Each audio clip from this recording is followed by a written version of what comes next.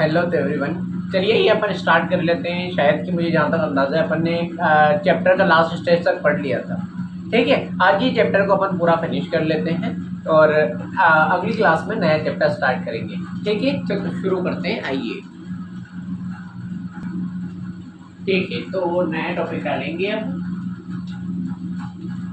गर्भरोधन।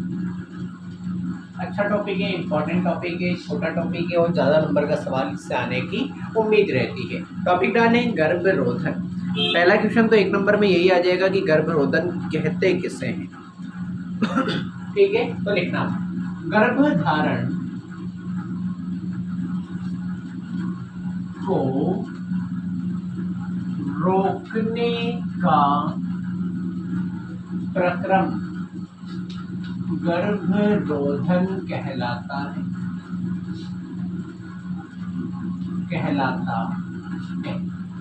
Simple सी परिभाषा है कि अगर किसी महिला और पुरुष को बच्चा नहीं चाहिए, प्रेगनेंसी नहीं चाहिए, तो उसके प्रोसेस में प्रेगनेंसी से बचने के लिए जो भी प्रक्रम अपनाए जाते हैं उसी प्रक्रम को क्या नाम दे देंगे, गर्भरोधन। रोधन का मतलब रोकना, गर्भ का मतलब प्रेगनेंसी, तो गर्भ प्रेगनेंसी से बचने के लिए जो भी प्रक्रम अपनाए जाते हैं उस प्रक्रिया को क्या बोल देते हैं, गर्भरोधन। क्लियर है? तो नेक्स्ट टॉपिक डालेंगे गर्भरोधन के प्रकार। गर्भरोधन के प्रकार जल्दी से लिख लीजिए।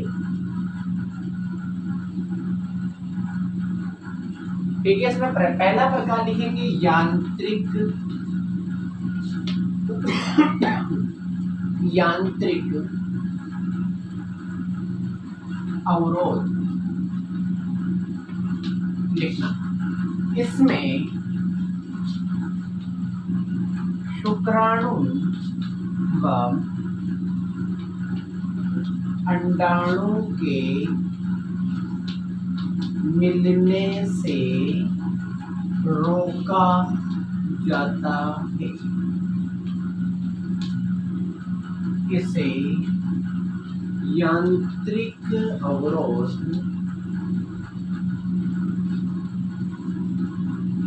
कहते हैं। इसमें क्या किया जाता है कि अगर कोई शुक्राणु है, ये शुक्राणु इस अंडाणु से मिलने से रोक दिया जाता है, इस प्रोसेस को क्या नाम देंगे, यांत्रिक अवरोध। क्लियर थी? जल्दी उतारो।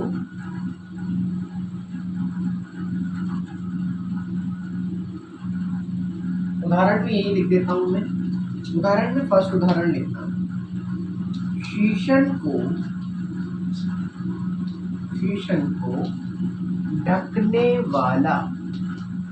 ढकने वाला कंडोम, और दूसरा लिख लो योनि में रखे जाने वाले सर्वाइकल कैप।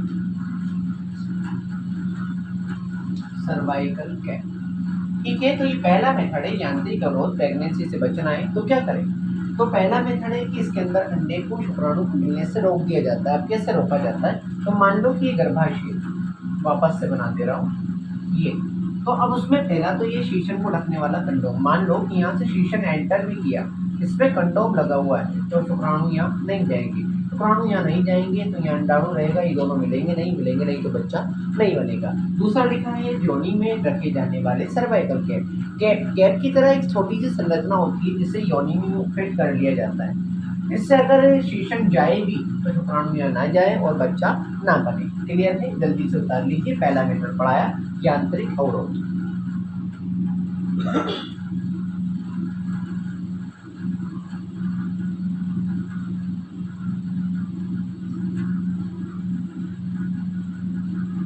आई होप आप लोगों ने उतार लिया होगा।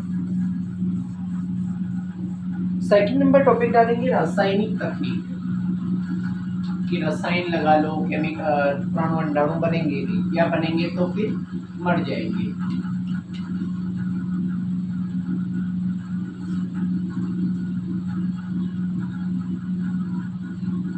रासायनिक तकनीक, अब पढ़ेंगे हम लोग रासायनिक तकनीक।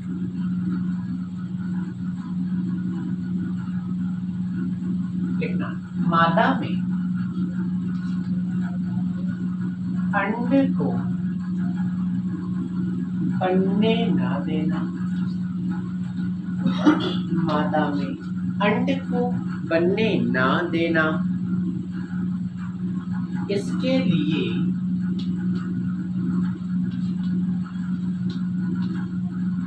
दवाई ली जाती है, दवाई ली जाती है। क्या ली जाती है? इसके लिए दवाई ली जाती है जो हार्मोन संतुलन को, जो हार्मोन संतुलन को परिवर्तित कर देती है। क्या हुआ? इसके अंदर क्या किया जाता है कि रासायनिक तकनीक है, रासायनिक बोलते हैं केमिकल को, तो या तो मादा केमिकल खा लेती है दवाई के फॉर्म में, खाने के बाद उसके अंदर अंडे बनना बंद हो जाते हैं। मान लो कि अंडे बनना बंद हो गए, तो अगर यहाँ से शुक्राणु आ भी गया, अंदर अंडा है ही नहीं, तो अंडाणु शुक्राणु मिलेंगे और मिलेंगे भी नहीं, बच्चा भी नहीं बनेगा। या फिर क्या होता है, दवाइयाँ ली जाती है जिससे हार्मोन संतुलन परिवर्तित हो जाता है, या तो अंडा आएगा नहीं, या अंडा बनेगा ही नहीं, या अंडा बना भी तो उस टाइम पे नहीं आएगा। इस मेथड को बोलते हैं रासायनिक तकनीक। क्लियर है? जल्दी छापो। इसमें एक लाइन और लिख लेना, लेकिन इसके अन्य विपरीत प्रभाव, याद रखना, विपरीत प्रभाव को बोलते हैं साइड इफेक्ट। अपनी भाषा में लिख लेना, भी होते हैं। तो जो भी महिलाएं ये दवाइयाँ खाती हैं उनमें साइड इफेक्ट भी देखे जाते हैं। क्लियर है? छाप लीजिए। दूसरी तकनीक खत्म हो गई है, रासायनिक तकनीक।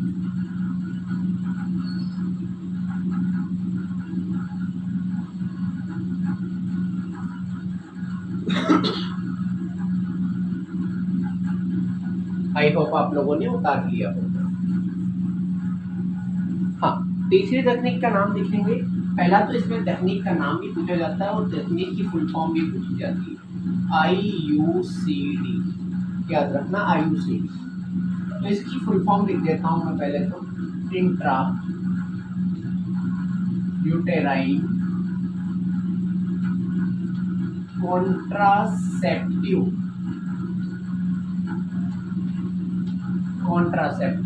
डिवाइस। ठीक है, इसके अंदर ऐसा डिवाइस लगा दिया मादा की योनि के अंदर जिससे शुक्राणु अंडाणु मिलते नहीं है, मिलते हैं तो फिर बच्चा नहीं बनता है, शुक्राणु अंदर जाते हैं मर जाते हैं। ये एक डिवाइस होता है। क्लियर है? पहले इसका फुल फॉर्म लिख लो क्योंकि क्वेश्चन आगे ही से पूछा जाता है। ठीक है, लिखें, लूप या कॉपर्टी को गर्भाशय में स्थानांतरित कर दिया जाता है। इससे गर्भधारण नहीं होता है। ठीक है, क्या होता है कि देखो, ये गर्भाशय बना दिया मैंने, ये गर्भाशय बना दिया मान लो, तो एक तार की तरह संरचना होती है जो अंदर जाके ऐसे खुल जाती है। अब खुल गई तो टी शेप में हो गई, तो कॉपर का एक वायर होता है, कैसा शेप बना लेता है, टी शेप। मान लो यहाँ से शुक्राणु गए भी तो इससे टकरा के ये शुक्राणु वापस से बाहर आ जाते हैं। जब शुक्राणु अंडाणु नहीं मिलते तो फिर आपका निषेचन नहीं होगा, निषेचन नहीं होगा तो युग्मनज नहीं बनेगा, युग्मनज नहीं बनेगा तो भ्रूण नहीं बनेगा, भ्रूण नहीं बनेगा तो बच्चा नहीं बनेगा। क्लियर है? तो छाप लीजिए फटाफट। तीसरा मेथड पूरा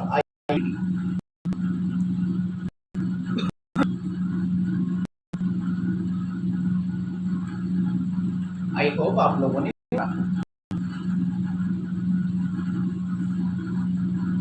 लास्ट और चौथा मेथड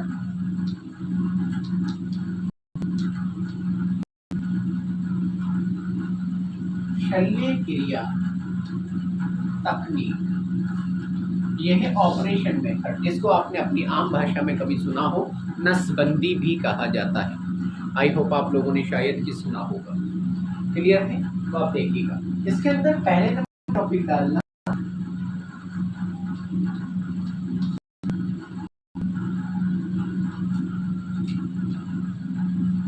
पुरुष नसबंदी, कोष्टक में लिख लेना, इसे बोलते हैं वैसेक्टोमी। ये सवाल इस नाम से ज़्यादा पूछा जाता है, याद रखना, वैसेक्टोमी के नाम से। नसबंदी दो प्रकार की होती है, एक होती है मादा में की जाने वाली नसबंदी, मादा नसबंदी, और एक होती है नर में की जाने वाली नसबंदी, पुरुष नसबंदी जिसे कहा जाता है। क्लियर है? तो अब पुरुष नसबंदी या वैसेक्टोमी में लिखना स्टार्ट करें। पुरुषों में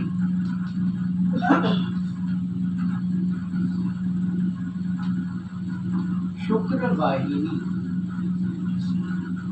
को काटकर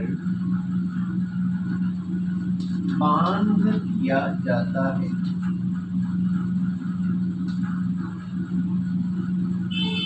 जिससे शुक्राणु का स्थानांतरण नहीं हो पाता है। इसे वैसेक्टोमी कहते हैं, या फिर क्या कहते हैं, पुरुष नसबंदी कहते हैं। अब समझिए, हमने नर जनन तंत्र का डायग्राम पढ़ा था, ऐसे कुछ था, ये ऐसे कुछ था, तो ऐसी ये शुक्रवाहिनी आ रही थी, हमने पढ़ी थी नर में शुक्रवाहिनी। तो इसमें क्या किया जाता है, शुक्रवाहिनी करती है कि इस वृषण से शुक्राणुओं को पेनिस बनाने का काम करती है। तो ये शुक्रवाहिनी को काटकर यही धागे से बांध दिया जाता है। ठीक है, ये बांधने के प्रोसेस को ही बोलते हैं पुरुष नसबंदी या फिर वैसेक्टोमी। इससे क्या होगा, शुक्राणु तो बन रहे हैं लेकिन शुक्राणु आगे आ ही नहीं रहे। अब आएंगे नहीं तो यहाँ से शुक्राणु बाहर जाएंगे नहीं तो मादा जनन तंत्र में प्रवेश नहीं करेंगे तो बच्चा नहीं बनेगा। इसे बोलते हैं वैसेक्टोमी, पुरुष नसबंदी। क्लियर है? आप लीजिए।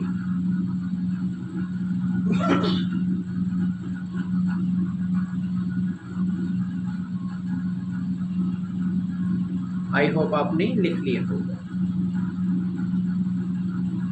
ठीक है, इसी के अंदर सेकंड नंबर टॉपिक डालेंगे, मादा नसबंदी।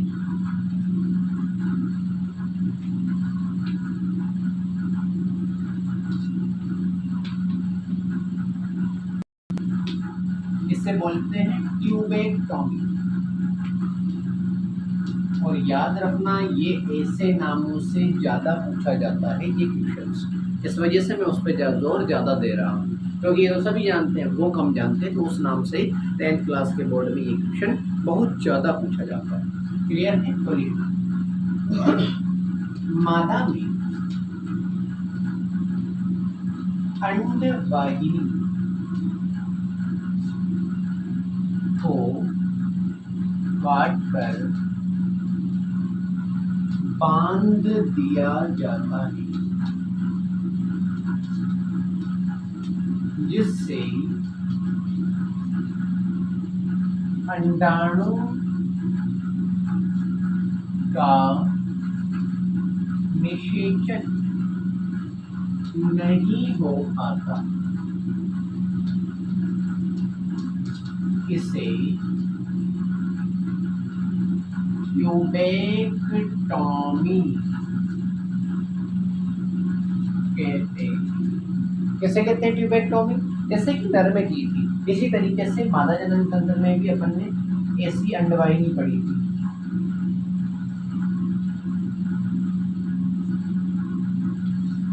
ये पढ़ी थी ना ऐसे, ये अंडाशय था। तो इसके अंदर क्या होगा कि ये अंडवाहिनी को काट देंगे और काट के यहाँ भी किसी चीज से गांठ या फिर गिठान लगा देंगे, जिससे अंडाशय में अंडा तो बनेगा लेकिन ये अंडा यहाँ आ ही नहीं पाएगा। और आपको पता है, यहाँ से शुक्राणु आता है और यहाँ निषेचन होता है, लेकिन निषेचन तो जब होगा जब शुक्राणु आए और अंडाणु दोनों आए, लेकिन अंडाणु तो आ ही नहीं रहा है, शुक्राणु अकेला क्या कर लेगा। अब निषेचन नहीं होगा, भ्रूण नहीं बनेगा, शिशु नहीं बनेगा, युग्मनज नहीं बनेगा। क्लियर है? तो इस प्रोसेस को नाम दिया जाता है मादा नसबंदी या ट्यूबेक्टोमी। क्लियर? जल्दी से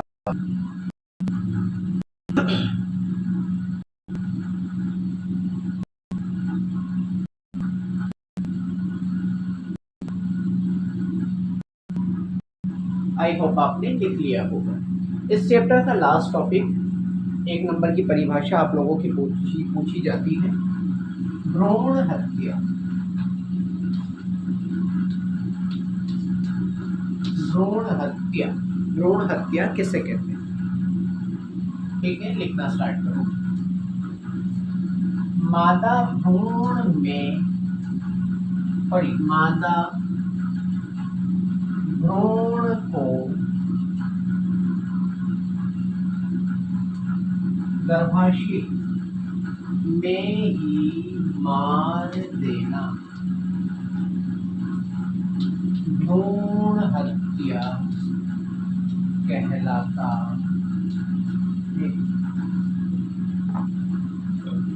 आपने देखा होगा कि किसी महिला और पुरुष को या फिर किसी हस्बैंड वाइफ को पता लग जाता है कि हमारे पेट में जो पल रहा बच्चा, यानी मदर के पेट में पल रहा बच्चा 9 महीने जो पलता है, वो पता लग जाएगी लड़की है, तो क्या करते हैं लोग बाग की लड़की होने के नाते उसे मरवा देते हैं। सबको लड़का चाहिए होता है, लेकिन लड़की होने के नाते वो मरवा देते हैं। तो याद रखना, गर्भाशय में अगर मादा भ्रूण है और आपको पता लग जाता है वैसे सोनोग्राफी वगैरह में, लेकिन अभी गवर्नमेंट ने वो टेक्निक बंद कर दी है, क्योंकि पता लग जाता लोग एबॉर्शन करा लेते थे, मरवा देते थे।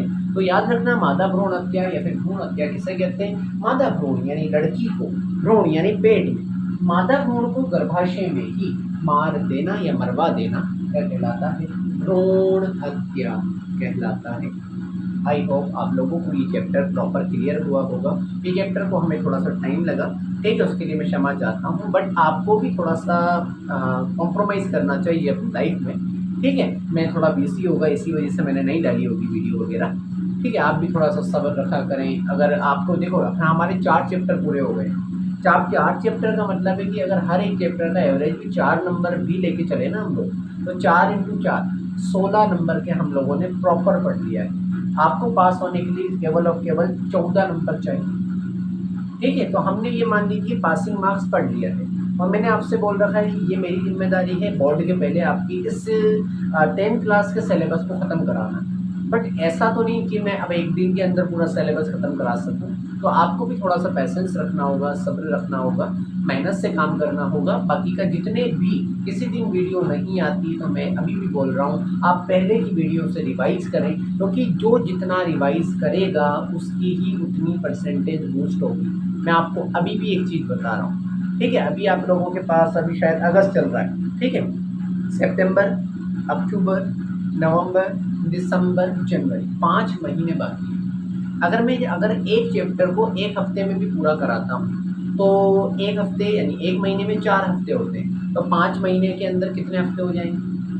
5 को 4 से इंटू करेंगे 20 हफ्ते, और 20 चैप्टर में करा सकता हूँ। बाकी के हमारे 4 चैप्टर हो चुके हैं, आप लोगों के 16 या 17 या 14 चैप्टर के आसपास हैं, तो 10 या 12 चैप्टर, 10 चैप्टर ही तो बाकी है हमारे, तो ईजिली कर लेंगे। तो आप लोगों को आगे सोचने की ज़रूरत नहीं, आप लोग अपना बैकलॉग क्लियर करें। आपको पीछे का कितना आता है, जो हम चीज़ पढ़ चुके हैं उसको क्लियर करें। बाकी का मेरे ऊपर भरोसा बनाए रखें, आपकी अच्छी परसेंटेज बनेगी, बट मेहनत आप करेंगे, क्योंकि मैं एग्ज़ाम देने आपकी नहीं जाऊँगा। मैं पढ़ा सकता हूँ, हाँ। आपने ये चैप्टर पूरा कर लिया है, मैंने हर चैप्टर के बाद एक लाइन बोलता हूँ कि चैप्टर के बाद एनसीईआरटी के पीछे की जो आपकी क्वेश्चन दे रखे हैं, आपकी कॉपी में क्वेश्चन और आंसर दोनों साथ में होना चाहिए।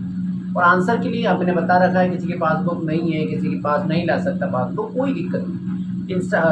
मोबाइल के ऊपर बहुत सारे आईबीएससी के ऐप हैं, उसके अंदर सॉल्यूशन मिल जाता है, आप वहाँ से करें। बट क्वेश्चन आंसर आपको कंपलसरी करने हैं। बोर्ड में जो क्वेश्चन पेपर आएगा वो यूँ मान लीजिए कि किताब के बुक के पीछे के वाले जो क्वेश्चन हैं वो भी उसमें आपको देखने को मिलेंगे, और जो मेरे नोट्स से हैं वो भी आपको देखने को मिलेंगे। आपका 100% क्वेश्चन जो आएंगे बोर्ड में वो अपने कॉपी में हो जाएंगे, और आप वहाँ पर ऐसे के ऐसे एज इट इज़ करिए। क्लियर है? तो मिलते हैं नेक्स्ट वीडियो के अंदर, जब तक के लिए थैंक यू।